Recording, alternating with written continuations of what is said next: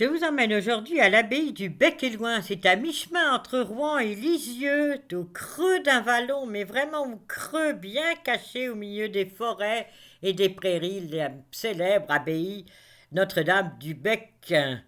La place du village juste devant l'abbaye est bien typique Normandie. Et nous arrivons avec bien d'autres touristes à la porte Renaissance de l'abbaye. C'est par là que l'on rentre. Cette abbaye a été fondée par saint Herluin en 1034.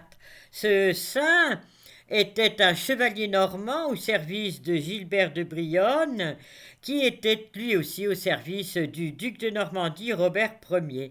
Il décida de quitter la vie de la cour pour créer son monastère, Saint-Éluin.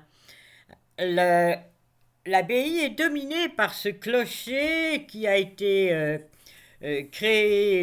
construit par Geoffroy d'Espègue en 1450. Et là, regardez, ces bâtiments 18e absolument gigantesques.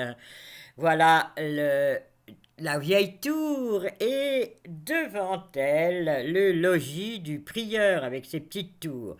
La fontaine qui alimente en eau toute l'abbaye et derrière on voit l'ensemble, donc le clocher et le logement du prieur. Voilà mon Constant qui est avec moi et qui admire ce magnifique endroit. Voilà les bâtiments des moines. Et là, c'est l'entrée de la chapelle actuelle, l'ancien réfectoire transformé en chapelle. Vraiment voûtée et devant laquelle il y a des sarcophages. Car en fait, ça a été le premier lieu de sépulture de la reine Mathilde, l'épouse de Guillaume le Conquérant, car c'est l'époque de la création de cette abbaye. Au fond de la chapelle, la statue de sainte Éluin, qui donc fonda l'abbaye en 1031, et à côté, c'est la statue de la Vierge du XIVe siècle, la Vierge et l'Enfant. Là, c'est Saint Anselme, car en fait, très vite, Saint Éluin créa une école scolastique. Et voilà ici le fameux Saint Anselme avec sa vie, là. Puis la statue de l'enfant de Pavie, prieur, qui a été maître d'école, abbé de l'abbaye Saint-Étienne de Caen, puis archevêque de Canterbury.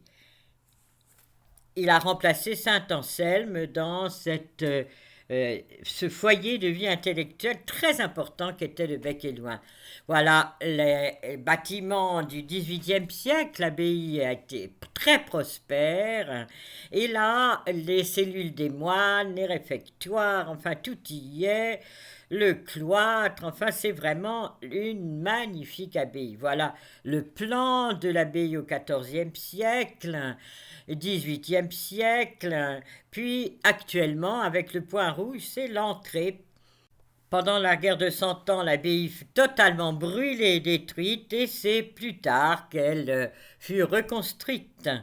Il y a actuellement, depuis 1948, les moines bénédictins qui sont venus se réinstaller dans cette magnifique abbaye où l'on peut faire des retraites et surtout venir aux offices des moines.